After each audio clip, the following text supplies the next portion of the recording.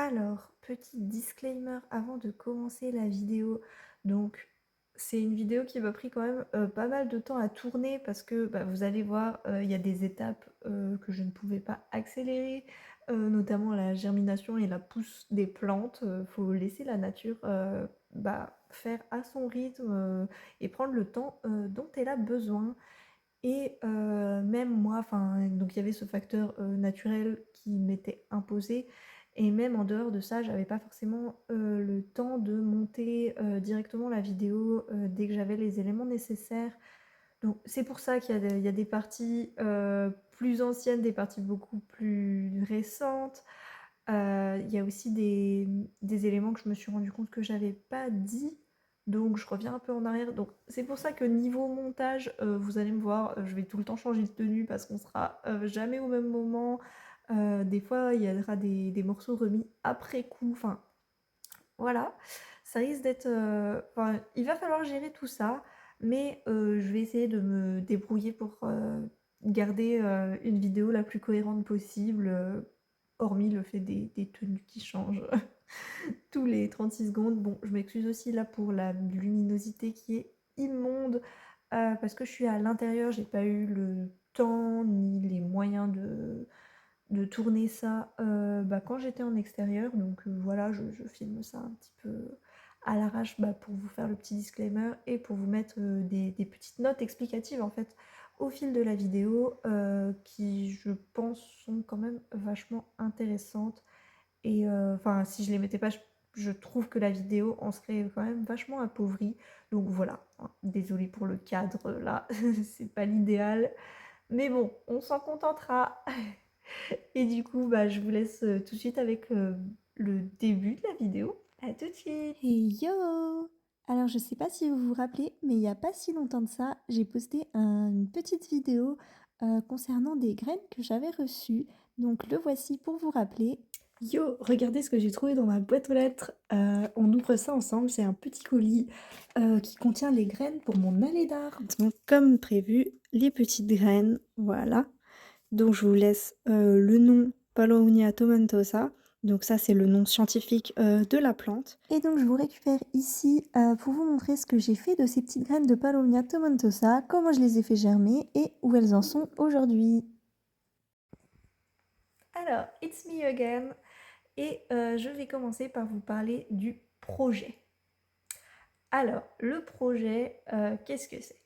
Donc, je vous avais dit dans la vidéo de présentation des extérieurs que je comptais faire une allée d'arbres qui menait à ma maison. Oui, oui, rien que ça. Je me vois directement dans un château, un manoir, tout ce que vous voulez.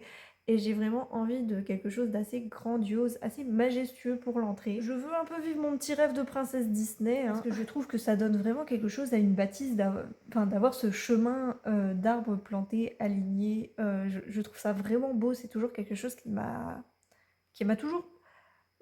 C'est un peu gros comme mot, mais qui m'a toujours émue. Je sais pas si vous voyez ce que je veux dire quand je parle d'être émue par une allée d'arbres. C'est pas non plus quelque chose qui est propre à émouvoir, mais... Enfin, ouais, j'ai toujours eu une certaine inclinaison vers ces maisons.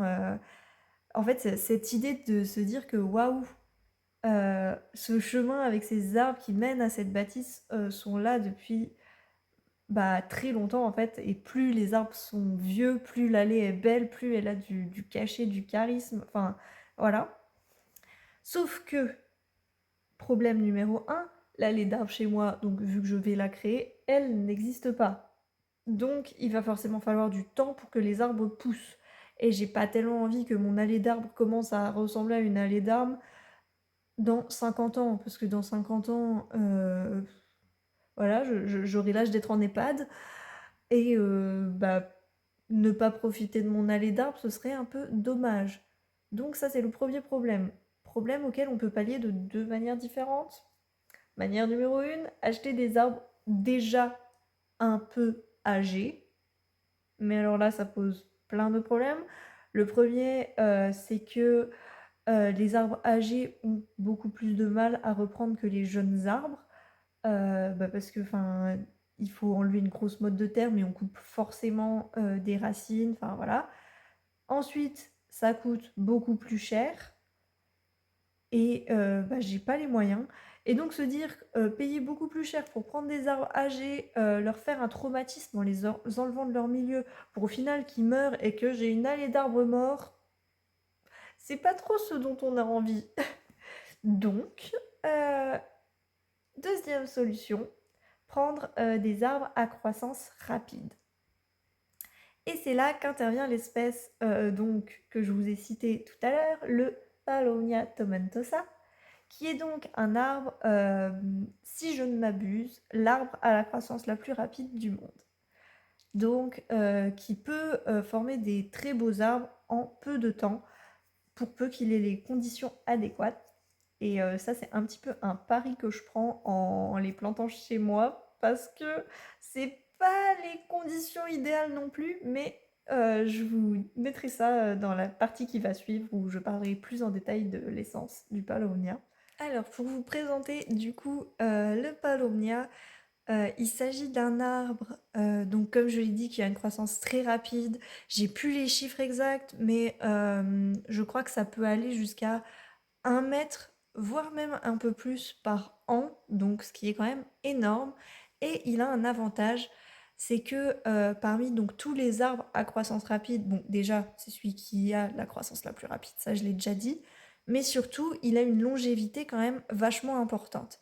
C'est-à-dire que c'est un arbre qui va vivre 70 ans. Alors c'est vrai que si on compare par exemple à un arbre très courant ici en France, le chêne commun qui va vivre plus de 400 ans, 70 c'est un peu du pipi de chat, d'accord. Mais la plupart des espèces à croissance très rapide va avoir une espérance de vie bien moindre que le Paulownia, donc on va être plus sur déjà souvent des espèces moins imposantes déjà, et qui vont être sur des 25 ans, quelque chose comme ça. Donc c'est pas non plus le but. Moi, pour que mon allée soit pérenne, parce que bon, même si je pense pas non plus vivre beaucoup beaucoup plus loin que 70 ans après le moment où j'aurai planté mes arbres, euh, je pense que je vais les planter en plusieurs fois, c'est-à-dire que je vais faire un premier semis, on va dire, attendre qu'il se développe pendant 5 ou 10 ans, et entre chaque, enfin du coup un semis espacé, et entre chaque replanter. Du coup j'aurai, enfin une fois que la première fournée d'arbres arrivera à terme, donc périclitera de manière tout à fait naturelle, et ben j'aurai déjà la deuxième qui sera avancée, et je repartirai pas de rien. J'aurai la deuxième qui reprendra, quoi. Après, il faut voir que le Paulownia, c'est un arbre qui peut même, dans certaines régions, être considéré comme invasif, parce qu'il a la capacité de faire plein de petits rejets. Donc peut-être que ma deuxième fournée, j'aurais même pas besoin de la planter moi-même, peut-être que les arbres le feront d'eux-mêmes. Donc petit aparté fini, je retourne sur les conditions de vie du Paulownia. Alors premièrement, c'est un arbre fleuri, parce que moi je voulais absolument une allée d'arbres qui pouvait être fleurie. Donc, certes, pas toute l'année, parce que aucun arbre n'est en fleurs toute l'année de toute façon, mais qui offrait quand même une floraison assez remarquable et assez importante. Le Paulownia, c'est le cas. J'essaierai de vous mettre des petites photos, mais c'est vrai que quand on cherche Paulownia tomentosa, on a souvent l'habitude de trouver des photos très très retouchées. euh, Parce que pour ce côté féerique qu'il peut donner. Mais c'est un arbre qui va avoir un port assez large en fait, et ramifié. Alors, j'arrête 5 minutes ici juste pour parler de la photo que je viens de vous mettre. Alors, je suis pas certaine que ce soit un Paulownia tomentosa. C'est un Paulownia, c'est sûr, mais il y a plusieurs sous-espèces en fait. Donc, je suis pas sûre de laquelle c'est, mais c'est juste pour vous montrer à quel point ça peut devenir un arbre imposant et la façon dont les branches sont ramifiées, tortueuses, et c'est vraiment quelque chose que j'adore. Il va faire des ramifications et ça peut être très joli pour une allée d'arbres qui fasse ce côté un petit peu sous-bois avec les arbres qui se rejoignent au-dessus. Et il fleurit donc de fleurs violettes, très très jolies et qui sentent très bon aussi, bon, enfin, de ce que j'ai lu, et également qui ont quelques propriétés médicinales. J'ai plus exactement en tête lesquelles, mais c'est toujours bon à prendre. Niveau feuilles, il fait des feuilles vraiment très très grandes, surtout dans les premières années. Et s'il est taillé, il me semble que ça aide à garder des feuilles très grandes, mais on peut avoir des feuilles de 30-35 centimètres, Et quoi. d'ailleurs ça, donc c'est pour, l'espèce Paulownia tomentosa, mais l'espèce Paulownia elongata a des feuilles encore plus massives qui peuvent aller jusqu'à 75 centimètres. Je sais pas si vous vous rendez compte, mais c'est énorme. Et c'est pour ça qu'il peut être parfois confondu avec le catalpa, qui est un autre arbre que j'ai prévu de planter chez moi. Et le catalpa a aussi des très grosses feuilles, mais la différence majeure, c'est que sa floraison est blanche. Donc pour en revenir à la floraison, c'est des fleurs qui vont se présenter un peu sous forme de grappes campanulées, donc c'est-à-dire que c'est un peu des fleurs en clochette, si vous voulez. Donc en grappe, c'est comme sur une glycine, et campanulé, littéralement comme les campanules, donc cette petite clochette avec le pistil à l'intérieur, et qui vont fleurir vers le mois de mai. Et chose importante, la floraison se fait avant la foliation. Donc c'est-à-dire qu'on a les fleurs avant les feuilles, donc on a vraiment des arbres qui vont avoir cette couleur violet vif, sans vraiment aucune touche de vert, parce que les feuilles ne seront pas encore là. Et donc c'est ça qui fait un peu la majesté de la floraison, c'est que vraiment on voit que le violet. D'ailleurs, le Paulownia tomentosa, c'est une espèce d'arbre asiatique à la base, et on l'appelle aussi l'arbre impérial ou arbre princesse. Enfin voilà, c'est pour vous donner un petit peu une idée de la majesté de l'arbre quand il est en fleurs. Niveau exposition, c'est un arbre qui va adorer être en plein soleil. Il adore la chaleur, enfin il adore. Il va pas souffrir de la chaleur. Le gel peut lui faire des dommages quand il est jeune, mais sinon il résiste très bien aux températures négatives. De toute façon, comme je vous ai dit, hein, c'est un arbre originaire d'Asie, donc il y a des températures très très froides en Asie. Mais donc moi, le point qui me fait un peu douter de ce choix d'arbre, c'est-à-dire que je me dis que c'est un peu un peu un pari que je suis en train de faire, c'est que niveau humidité, il peut se contenter d'un sol sec, et, il va pousser moins vite, mais il pourra pousser. Mais il a du mal avec les sols qui sont vraiment gorgés d'eau. Et c'est vrai que chez moi, j'ai quand même pas mal de sources qui passent dans mon terrain. Donc heureusement, coup de chance, hein, vraiment, c'est pas déterminé, enfin, c'est pas moi qui ai déterminé ça comme ça, mais j'ai la chance que là où je veux faire l'allée d'arbres, donc vraiment aligné avec la porte de ma grange, ce soit enfin, pas la parcelle du terrain qui est vraiment la plus humide. Donc je me dis, voilà. Et, et je sais pas, enfin, c'est pas une espèce que je connais si bien que ça. Donc, quand on dit il n'aime pas les sols gorgés d'eau, je sais pas à quel point c'est gorgé d'eau, quoi. Quand je regarde mon sol, je le trouve pas non plus gorgé d'eau, mais c'est vrai qu'il est quand même assez humide en hiver. Donc voilà, on va espérer. Et autre point important, c'est que c'est un arbre qui peut être assez cassant, donc il n'aime pas les vents trop forts, il n'aime pas être planté par exemple près de la mer avec les embruns, tout ça. Bon, je suis pas du tout près de la mer, mais niveau vent, c'est vrai que je suis à côté d'une colline, ça souffle un peu. Donc à voir, si ça match, hein, on espère. Et puis de toute façon, il y a qu'à tenter, hein, sinon on saura pas. Donc voilà pour la petite présentation de l'arbre, et de l'endroit où je veux le mettre. Donc c'est vraiment, je veux le faire traverser mon terrain, pour rejoindre, enfin pour aller de la route qui passe derrière chez moi jusqu'à la porte arrière de ma grange, du coup, qui est une porte de grange en arc. Et donner, enfin vraiment, un peu plus de cachet à la maison, un peu plus de caractère. Alors voici la petite installation pour faire germiner les graines, donc dans 2 petits récipients en plastique, un au-dessus et un en dessous. Ça fait comme une petite serre, ça augmente la chaleur et l'humidité et je les ai simplement disposés du coup dans, un petit centimètre d'eau et maintenant on attend. Hey yo! J'allais partir faire des courses pour une soirée, et en passant, j'ai regardé mes petites graines de Paulownia, et ça y est, elles commencent enfin à germer. Du coup, je vous montre tout ça. Bon, j'espère qu'on verra parce que ça commence vraiment tout doucement, donc on a juste des petites sprouts comme ça, mais je vous montre tout ça. Alors les voici, donc le petit couvercle pour faire comme une petite serre, augmenter la chaleur. Et donc là, vous voyez les petites queues blanches qui peuvent apparaître sur certains. Là, si je fais un peu d'ombre, on voit mieux et donc ça, bah, c'est la première petite racine qui sort et bah, la prochaine étape, c'est les petites feuilles et quand elles auront, 2 petites feuilles et bah, je pourrai les repiquer dans des poquets.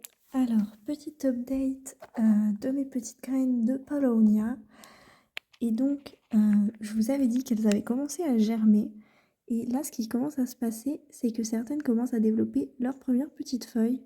Donc on peut voir sur celle-ci. Après ça, j'ai attendu 2 jours de plus, donc le jour 15 et le jour 16 et au terme du jour 16, vous allez voir, elles ont toutes, des petites feuilles et des petites racines et du coup, c'est le moment de passer au repiquage. Enfin, juste avant, j'avais pris cette petite vidéo où vous voyez donc littéralement un arbre en taille réelle, donc ils sont vraiment tout petits, tout petits. Donc il faut savoir que pour que les graines germinent, il a fallu 10 à 12 jours si je me souviens bien. Donc 10 à 12 jours de calme plat où c'est juste des graines dans de l'eau. Et si on se demande dans notre tête si on n'a pas encore gâché de l'argent en achetant un truc sur internet qui ne fonctionne pas. C'est un petit peu l'état de la panique. Mais donc au bout de 10 à 12 jours, donc en conditions d'humidité, de chaleur et bien évidemment au soleil, parce que bah, c'est des plantes, ça a besoin d'un peu de soleil. Euh, les premières petites racines ont été visibles, donc ça fait un soulagement, je ne vais pas le cacher. Bien que en vrai le sachet de 100 graines j'ai dû payer ça 3 €, un truc comme ça. Donc ça aurait pas été dramatique si ça fonctionnait pas, mais c'est toujours bien que ça marche.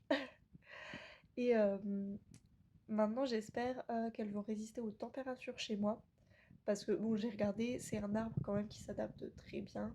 Mais faut savoir que c'est des graines qui viennent du Portugal. Donc moi, je suis en France, donc j'ai un climat quand même un peu plus froid et j'ai du vent.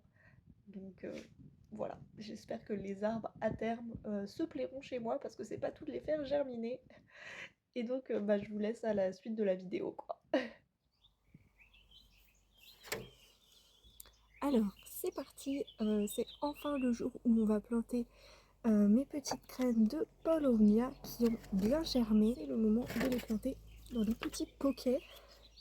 Alors du coup, je vais déjà préparer mes petits pots, les mettre en ligne.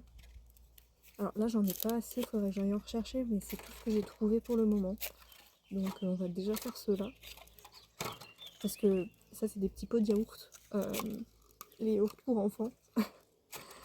Et bah, c'est vraiment bien pour des petites graines de cette taille parce que bah, ils sont petits, justement.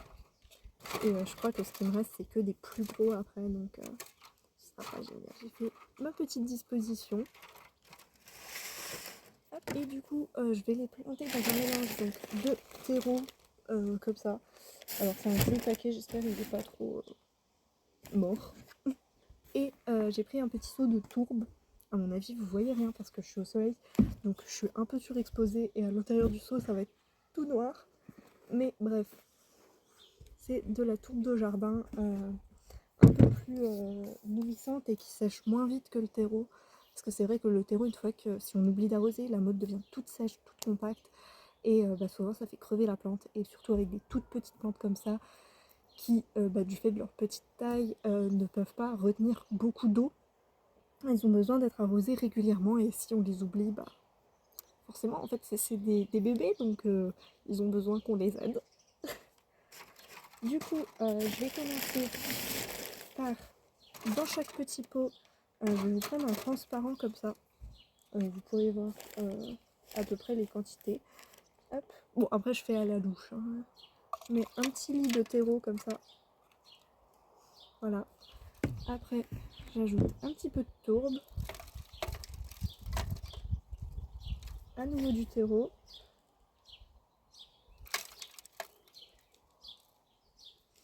Et je prends un petit bâton. Et comme ça, je peux mélanger. D'habitude, en fait, je fais mon mélange dans un seau à part. Et comme ça, quand je plante, bah, j'ai déjà mon mélange tout prêt, tourbe-terreau. Donc là, je fais demi-demi, à peu près, il y a 50-50 de chaque. Mais du coup, là, je disais, j'ai pas fait mon mélange avant parce que je sais pas de combien je vais avoir besoin. Et c'est vrai que bah, après, je pourrais pas remettre dans le sachet, vu que c'est déjà mélangé. Si j'ai besoin d'un mélange avec des ratios différents, bah ça ira pas.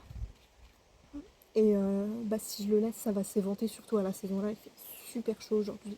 J'aurais peut-être dû filmer à l'intérieur du coup, parce que je crève vraiment de chaud, je supporte pas la chaleur. Hop, on rajoute un petit peu de terreau. Hop. Alors j'essaye de vraiment de l'affiner entre mes doigts pour avoir pas de trop gros morceaux, parce que c'est des toutes petites graines avec des toutes petites racines, et les racines sont pas assez vigoureuses encore pour aller détruire des mottes, quoi. Donc il faut vraiment que ce soit tout fin, tout fin, tout fin. Là, on va créer une petite butte comme ça, et on va tasser, mais un tout petit peu. Après, j'enlève le surplus. Du coup, là, je fais tomber dans mes autres pots que j'ai en dessous. Et une fois que j'ai un petit truc comme ça, donc vous voyez sûrement le mélange tourbe-terreau dedans, on voit la différence de couleur. Enfin, j'espère qu'à la caméra on voit. Donc ça n'a pas besoin d'être super homogène la façon dont c'est mélangé. Je vais venir avec une petite pique faire un petit trou. Là, évidemment, c'est au milieu que j'ai une petite motte. Bon, du coup, j'enlève juste la petite motte, ça me fait mon petit trou. Hop. Du coup, ça donne ça. Et je vais venir attraper ma petite plante, donc à nouveau avec mon petit pic, parce que vous allez voir, elles sont très petites. Et là, je vais venir saisir une petite plante. Voilà. Si la mise au point veut bien se faire. Donc voilà, j'ai une petite plante. Et je vais la poser délicatement. Elle veut pas me lâcher. Elle m'aime trop. C'est la galère. Bichette!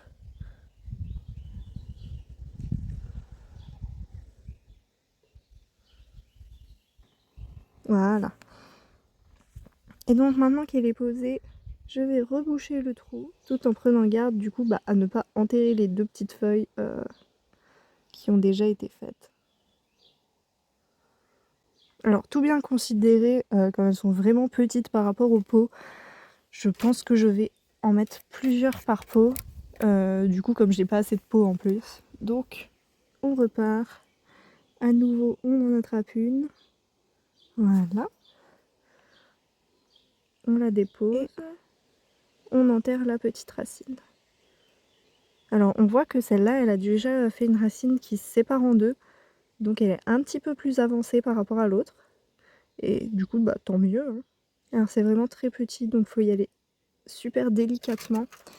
Et faudra aussi faire attention donc en arrosant pour pas faire un gros mélange et déterrer les racines. Je suis débile. Oh non. Et là, c'est le drame. On va essayer de réparer ça. Bon, et d'un. Il en reste plein. Je vous montre quand même ce que ça donne. Hop. Donc elles sont vraiment toutes petites. Mais avec un peu de chance, elles vont vite grandir.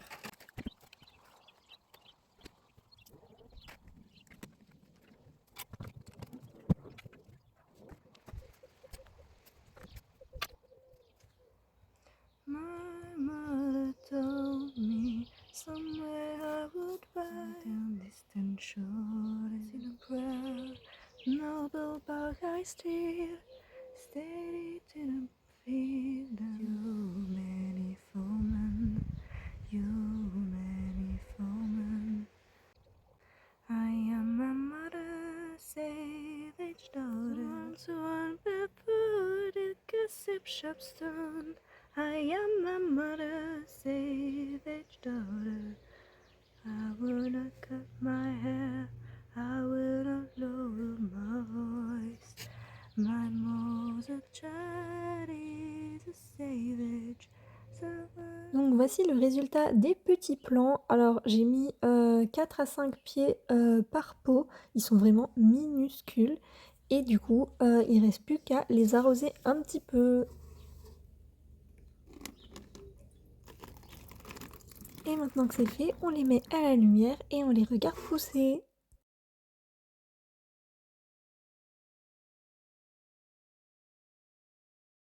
Yo! Alors, je vous retrouve une nouvelle fois, donc ce coup-ci on est dans ma chambre et c'est pour vous montrer mes petits plans donc de Paulownia, comment ils sont actuellement. Les voici. Du coup, là, il serait temps que je vous montre. Ils sont quand même pas mal grands, mais ils sont quasiment tous deux par pot. En fait, il n'y a qu'un pot. J'ai failli les casser. Je vais les reposer. Hop les. Donc, il y a un seul pot où il n'y en a qu'un, et donc va falloir que je les repique parce qu'ils commencent à devenir un peu trop grands pour leur pot. Donc voilà, c'est la prochaine étape. Je les mettrai dans des pots de diamètre à peu près comme ça. Et je vais essayer progressivement de les sortir à l'extérieur parce que j'ai pas trop envie qu'ils s'acclimatent au climat intérieur. C'est quand même des arbres d'extérieur. Donc bien sûr je vais pas les laisser dans leur tout petit pot dehors au gel, mais tant qu'ils gèlent pas encore, les laisser s'acclimater doucement à un climat un peu plus frais, ce sera pas mal. Voilà voilà, et du coup c'est la fin de cette vidéo, j'ai plus grand chose à vous dire. On se retrouvera sûrement pour une partie 2. Je sais pas si je ferai une partie 2 où je les mets dans des plus gros pots parce que somme toute ce sera plus ou moins la même vidéo que le chit-chat rempotage que j'ai fait il y a vraiment pas longtemps. Voilà, je verrai, je ferai peut-être pas de vidéo à ce moment-là, mais je vous ferai forcément des updates plus ou moins réguliers jusqu'à ce que je puisse les planter en pleine terre chez moi. Petite 1. Je sais plus.